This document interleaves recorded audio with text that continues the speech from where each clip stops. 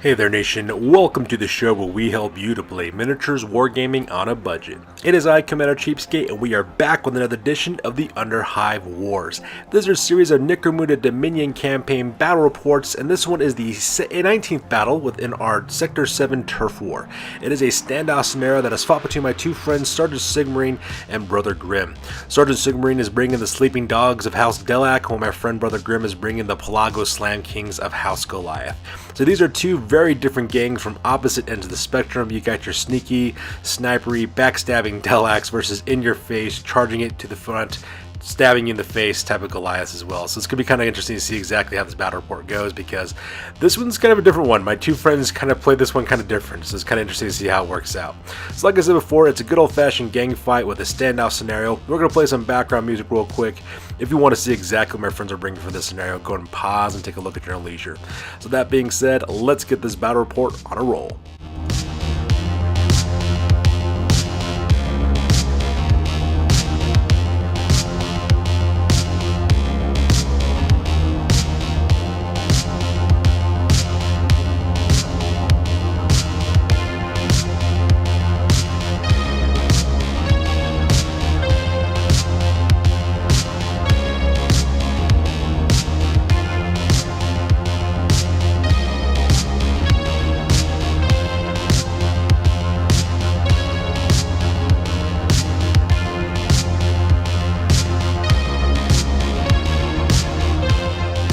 Alright, so my friends are playing on a 4x4 table. As you can see here, my friend Brother Grimm is deployed on the near side of the table. My friend Sergeant Sigmarine is deployed on the far side of the table. The scenario rules for this one is standoff. The objective is to take out as many of the enemy as possible. Every single time you put an enemy opponent out of action, you earn points. 3 points for leaders, 2 points for champions, and 1 point for everyone else. For the rewards, the winner earns D6 times 10 credits, while the loser earns D3 times 5 credits. For experience, each fighter earns 1 point of experience who took place in the scenario, and the winning gang leader also earns 1 point of reputation, 1 point of experience as well. For reputation, the winning gang earns 2 points of reputation. Both gangs also earn 1 point of reputation for fighting against each other for the very first time, and if any gang bottles out, they lose 1 point of reputation as well. And that pretty much makes it the scenario rules for this one. So with the scenario rules over, let's go directly to the deployment areas.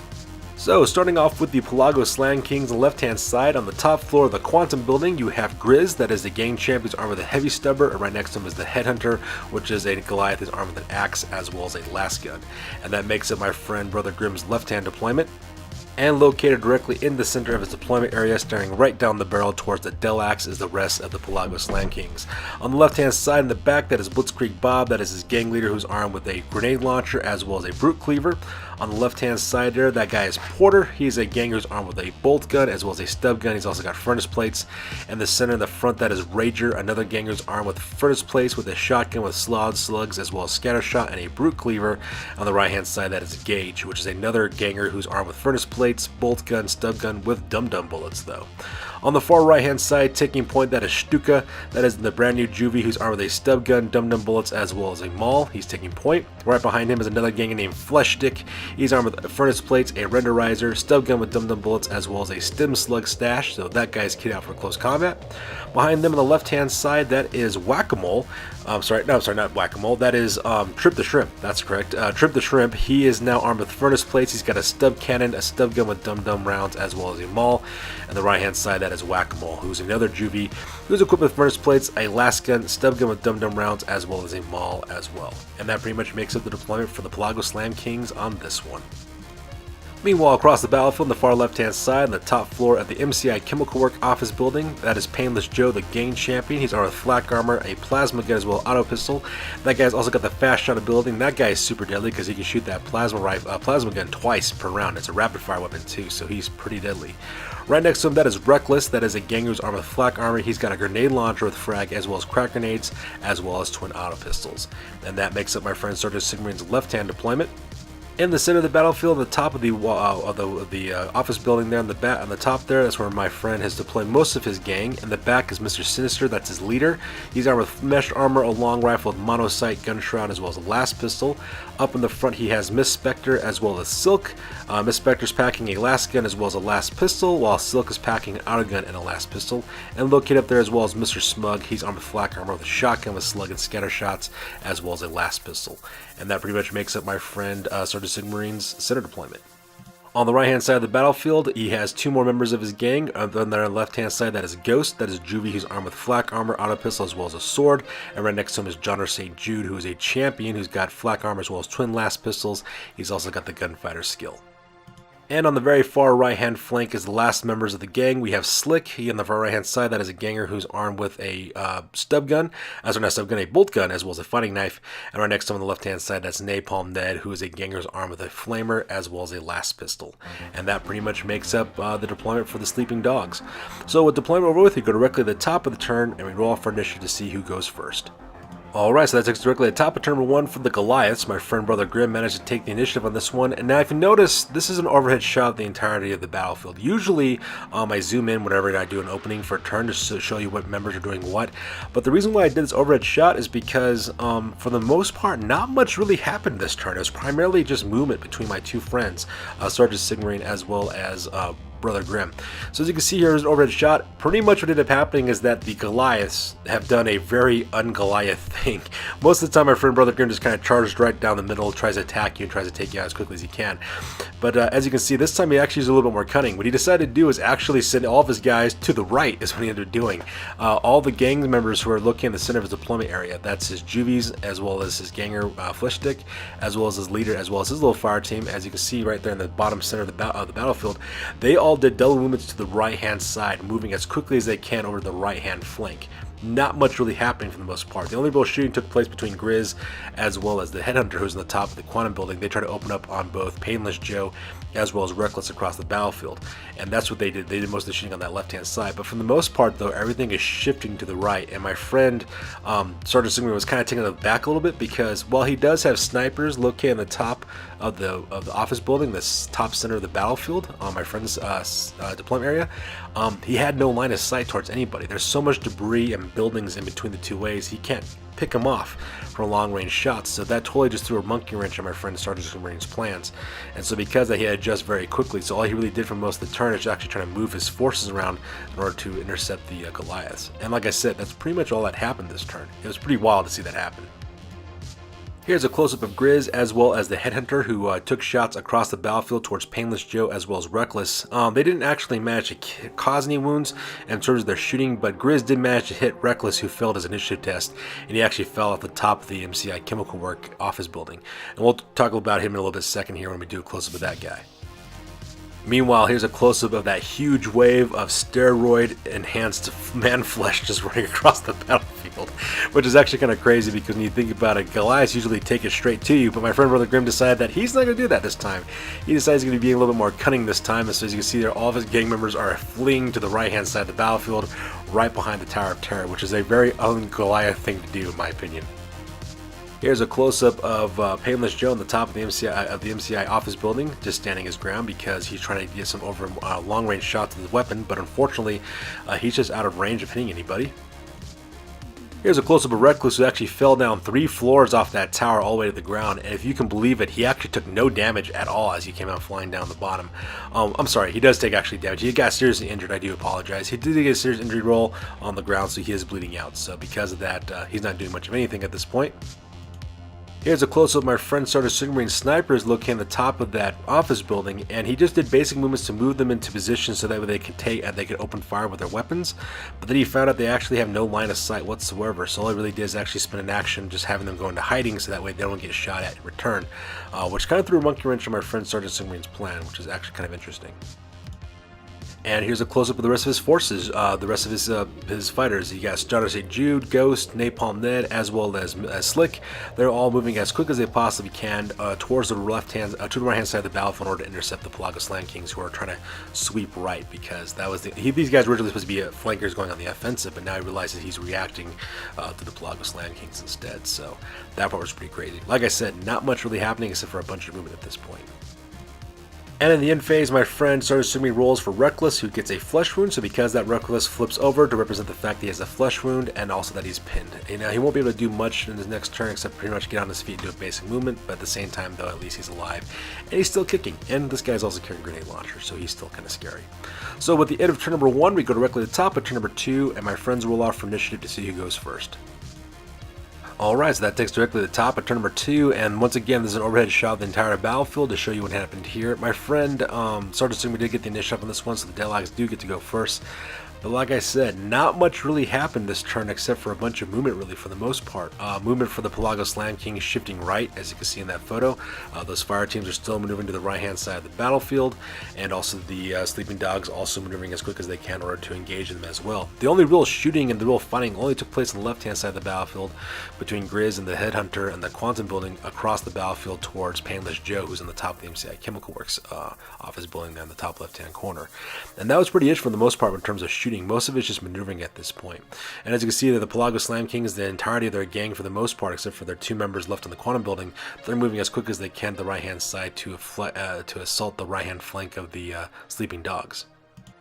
However, during the action phase, though, Painless Joe did manage to put 2 flesh wounds as well as a serious injury onto Grizz. So because that Grizz is laying on the ground with 2 flesh wounds at the same time. Now, usually having 2 flesh wounds usually a death sentence for most gangers, because when they get their 3rd flesh wound, they only have toughness 3 for most of them. They go directly out of action. However, Goliaths all have toughness 4 as standard for the most part. So because of that, he can actually take 2 more flesh wounds before he goes out of action. Now, granted, he's only toughness 2 now for the rest of the fight, but at the same time, though, he can still shoot with that heavy stubber of his and still be kind of deadly, which is actually kind of cool. And here's a close-up of the entirety of the Pelago-Slam Kings moving left. As you can see there, we have the Juvie squad with Flesh Stick over there on the right-hand side taking point. Right behind them is Blitzkrieg Bob, as well as his fire team, and they're all sweeping around the back of the Tower of Terror to assault the right-hand flank of the Sleeping Dogs. Like I said, just a really unusual battle so far. Just Pelago-Slam Kings doing strategic maneuvering. What is this black magic? Which is actually kind of interesting. Here's a close-up of Painless Joe still standing his ground, looking as deadly as ever, because that guy's a boss with his 2-shot firing plasma rifle. And here's a close-up of Reckless just doing a basic movement of 5 inches across the battlefield, going between the Alexander's apartment store as well as the MCI Chemical Tower there on the left-hand side, making his way towards the Pelago-Slam Kings. Here's also another close-up of Mr. Sinister as well as his little fire team that was located in the top level of that office building. They spent a double movement going down to the 2nd floor of the building, making their way towards the ground so that way they can start assaulting to the left-hand side of their area to intercept the Pelago-Slam Kings that are coming in from the right.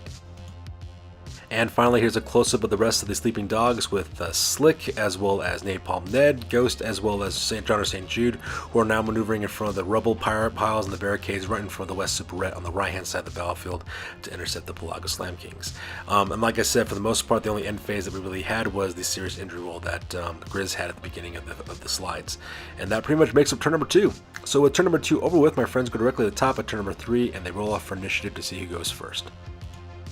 So that takes us directly to the top of turn number 3 for the Goliaths, and then finally we have some shooting and some fighting taking place between these 2 different gangs. This is kind of interesting because I guess finally the Goliaths finally just got tired of running and they started to do stuff. So the first thing that my friend Brother Grimm decides to do is activate Blitzkrieg Bob, and since he has his commanding presence ability, he also activates Craze, Rager, as well as Rager, as well as Porter and Gage. And so because of that, all those guys do basic movements moving forward directly to the bottom level of the Tower of Terror. Now, from their opening there on the bottom of the Tower of Terror, they have a good line of sight directly at the assault teams from the Sleeping Dogs are assaulting from the right-hand flank. So those guys open up onto Napalm Ned as well as Slick. Now, with the combined fire of the 2 bolt guns, as well as a shotgun, the solid slug, as well as a grenade launcher from Blitzkrieg Bob, they actually do quite a number of damage to these guys, mainly on a Slick. My friend Brother Grim opens up with a frag grenade directly into Slick, and Slick gets hit. Not only does he get hit, he gets wounded and goes out of action. As you can see here, rolled double 6s. So because of that, he suffers a memorable death for that character. He goes directly out of action, and he gets killed right off the bat. Also managed to pin Napalm Ned as well. He also goes down and gets seriously injured as well, because I believe it was Rager, who actually managed to hit him with a solid slug. The other 2 shots from both Porter and Gage went wide. They kind of missed their shots for the most part, but that was absolutely crazy as well. Blitzkrieg Bob earning himself 2 experience points from actually taking out Slick, and Slick, just like that, he gets killed. And this is kind of sad because he's the newest member of the Sleeping Dogs as well. In response, Sergeant Sigmund then activates Painless Joe, who opens up fire twice using rapid fire shots from his plasma gun on the low setting directly towards the headhunter.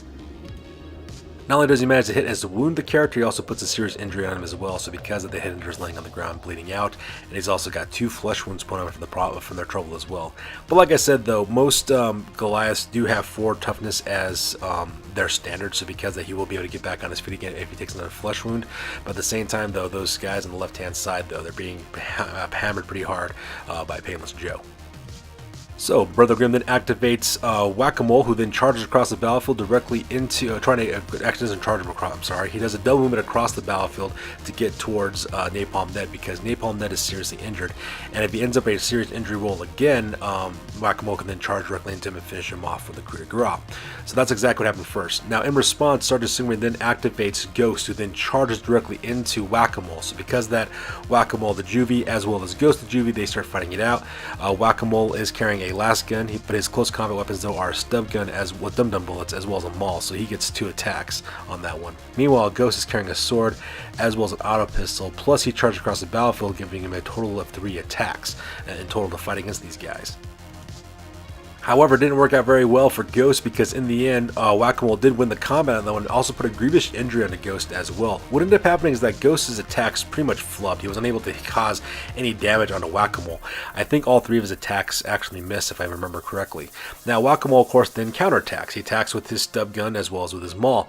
Now, because Ghost has a sword, he does make only one of the attacks goes through. I believe it's the stub gun that actually goes through. So because of that, because Ghost is carrying a sword, he has a parry ability. So he uses his parry ability onto Whack-A-Mole. So that because of that, Whack-A-Mole has to roll a 6 up in order to hit him back, and he actually rolls a 6 to land that blow. So because of that, he does cause an injury, puts a grievous injury onto Ghost as well, nets himself some experience points in the process. And to make matters worse, because Whack-A-Mole did finish combat and he was victorious, he does a 3-inch follow through and goes directly into Napalm Ned, which he'll be able to finish off with a coup de grace, unless my friend Sergeant Sigmund does something to stop him. Brother Grim then activates that's Stuka, his brand new Juvie. He actually has him do a double movement moving forward to start assaulting the right-hand flank of the Sleeping Dogs. At the same time, Sergeant Sigmund then activates Mr. Sinister with his Commanding and Presence ability, also activates Mr. Smug, as well as Silk and Spectre, and all 4 of those gang members actually do a double movement, getting off the 2nd floor and landing on the ground level of the combat field, so that way they can move over to the right-hand side and start putting some pressure on the Pelago-Slam Kings. Meanwhile, Brother Grim then activates Flesh Stick, who also moves a double movement between the Tower of Terror as well as that walkway to make his way towards the West Super Red on the far right-hand side of the battlefield. And then Miss Sergeant Sigmund also activates John State Jude, his champion, who then charges across the battlefield and engages Whack-A-Mole into close combat. And that's actually kind of deadly for Whack-A-Mole, because Whack-A-Mole only has a 5-up weapon skill. And yeah, while granted he does have an additional attack from his stub gun with dum-dum rounds as well as his maul, John St. Jude is a champion, so because he has 2 attacks base, he's also got a 3-up weapon skill. He's carrying twin last pistols as well, so because he gets an additional attack, plus another additional attack from charging, so he'll come out with 4 attacks as opposed to Whack-A-Mole's 2, so things are not looking very good for Whack-A-Mole. And proving my point, John St. Jude puts a head injury directly onto Whack-A-Mole. He basically just put the barrels of both his last guns directly underneath Whack-A-Mole's chin and actually let loose and actually blasted his brains out is pretty much what he did. So because of that, Whack-A-Mole does go into recovery. He also loses 1 to his willpower as well as 1 to his intelligence because of the head injury that he actually suffered as well. And that also nets additional experience points for John St. Jude at the same time. In response, Brother Grimm then activates Trip the Shrimp, who's carrying a stub cannon. He does move up his normal 5 inches forward in order to take aim with a stub cannon. He does open fire directly onto John St. Jude, but unfortunately for him, though, he only has a ballistic skill of 5, so his shot goes wide and actually totally misses the shot for the most part. Meanwhile, Sergeant Sigmund does move up Reckless. He just moves him up a double movement directly to the into the interior of the Alexander's department store, so that way he can start putting some stress on the left-hand flank of the Pelago-Slam Kings. And finally, my friend Brother Grimm activates Grizz, who just actually does a simple movement directly to going behind that wall, so that way he doesn't get shot at anymore by Painless Joe armed with his plasma gun. And that pretty much makes up the action phase for turn number 3. So with the action phase over with, they go directly to the end phase. During the end phase, both my friends need to take bottle rolls. Unfortunately for Sergeant Sigmund, though, he failed his bottle check, so because of that, he loses his 1-point reputation, and all of his gang members will need to take cool checks to see exactly if they stick around for the next battle. My friend Brother Grimm managed to pass his cool check without his bottle test without any problems whatsoever. In the recovery phase, the Headhunter does suffer another flesh wound, so because that he is carrying 3 flesh wounds, and so he's only toughness 1, and he's also flipped over to represent the fact that he's pinned. He'll be able to get back on his feet again pretty quickly, because Grizz is right there to kind of motivate him too, because that's his champion. And the same exact thing happens for Napalm Ned. He also suffers a flesh wound as well, and he rolls over to represent the fact that he is pinned as well. So with the recovery phase over with, as well as the end phase, we go directly to the top of turn number 4, and my friends roll off for initiative to see who goes first. So we go directly to the top of turn number 4 for the Delaques this time. The Sleeping Dogs get to go first, and the very first thing my friend Sergeant Sigmund has to do is take cool tests for all of his gangers to see if they flee, stay, or whatever the situation may be. When it comes to Miss Spectre, the ganger who's armed with the last gun, she fails her cool check, so because that she'll be fleeing off the battlefield because she doesn't want to see exactly how this battle ends. The same exact thing also happens for Mr. Smug as well. He fails his panic check, so because that he flies off the battlefield, abandoning the Sleeping Dogs. Napalm Ned is having second thoughts after being shot in the middle of the chest by a grenade launcher, and he wants to get off the battlefield as quickly as he possibly can as well. And to add insult to injury, my friend Sergeant Sigmund also flubs his role for Painless Joe, who's been kicking butt this entire time, but he decides it's time to take the plasma gun home and let it cool off, and he's done fighting as well. Needless to say, that takes directly to the end of the game because my friend Sergeant Sigmund just kind of voluntarily balls out at this point because most of his gang members just kind of fled from the bottle test they had to take. So because of that, my friend Brother Grimm does manage to win this scenario, and the Goliaths net themselves a victory. So with that being said, ladies and gentlemen, we'll go directly to the post game because this battle report is now officially over. So let's go and talk about the Sleeping Dogs real quick. From their injuries, they had 2 members who got injuries. That was Ghost, he received a grievous injury, and Slick received a memorable death, so he gets eliminated right off the roster entirely. For their advancements, Mr. Sinister actually leveled up to level 2, so because he learned the Overseer skill, so he'll be able to have somebody do double the actions, so that part's kind of neat. And Silk, she also earned +1 to her ballistic skill as well when she leveled up as well. From their territory, the Sleeping Dogs earned 1 point of reputation from their settlement, as well as 20 credits from that, and their Narco Den, they also managed to secure another 10 credits from that as well. For the reputation, they do earn 1 point of reputation from their settlement, as well as 1 point of reputation from fighting against the Pelago-Slam Kings for the very first time. However, since they bottled out, they lost that additional point of reputation, bringing their grand total to 7 points in total. At the Merchant, they managed to secure 35 credits from both their scenario as well as from their territories, and they decided to put all 35 credits into the stash and save for later. The Sleeping Dogs' new record now is at 1 win as well as 3 losses, and the new gang rank now is at 1,190 points. So things are not looking very good for the Sleeping Dogs at this point. Meanwhile, the Pelago-Slam Kings, they actually had 1 injury. That was Whack-A-Mole. He suffered an injury, so he has -1 to his intelligence as well as -1 to his willpower. For his advancements, he actually got 2 advancements on this one. Blitzkrieg Bob got +1 to his toughness, so now he is toughness 5, so that guy is even deadlier now. And Rager, the ganger, also leveled up as well, earning +1 to his movement allowance, so now he moves just as fast as his juvie counterparts. From their territory, from their settlement, they got 1 point of reputation as well as 10 credits, and they also managed to roll double 6s, recruiting a brand new ganger. That guy's name is Cray, so they get a brand new ganger for free. For the Prometheum stash, they don't earn any credits, but from their captured territory, they did capture tunnels, which is pretty good because now that means that these guys, they can pick 3 members of their gang who can pop up anywhere on the battlefield on the ground level, anywhere they want to, starting with round 2. So that's a pretty good movement for the Pelago-Slam Kings. From the reputation, they earned 2 points reputation from the scenario, as well as 1 point reputation from fighting against the Sleeping Dogs for the very first time, as well as 1 point of reputation from their settlement. That brings the Pelago-Slam Kings' grand reputation total to 16 points. From the merchants, they earn 10 credits from the scenario, 60 credits from, 10 credits from their settlement, 60 credits from the scenario, as well as 30 credits from their stash, netting them 100 credits total. They purchase a Suspensor for Grizz, so that way now he can shoot with his heavy stubber as a basic action. They also purchased a Stub Cannon and a Spud Jacker for Craze, their brand new recruited ganger, and they also purchased a Stub Gun for Grizz as well, giving him a backup weapon. Their new record now is at 2 wins as well as 2 losses, and the new gang rating now is at 1,435 points. So that's good to do for this one, you guys. As always, please feel free to like, comment, and or subscribe. Your guys' input is invaluable to us as always. Also check us out on Facebook, Instagram, as well as Google, blogger.com for all the latest greatest news about our hobby. That's good to do for this one, you guys. We'll catch you guys in the next one. Peace out.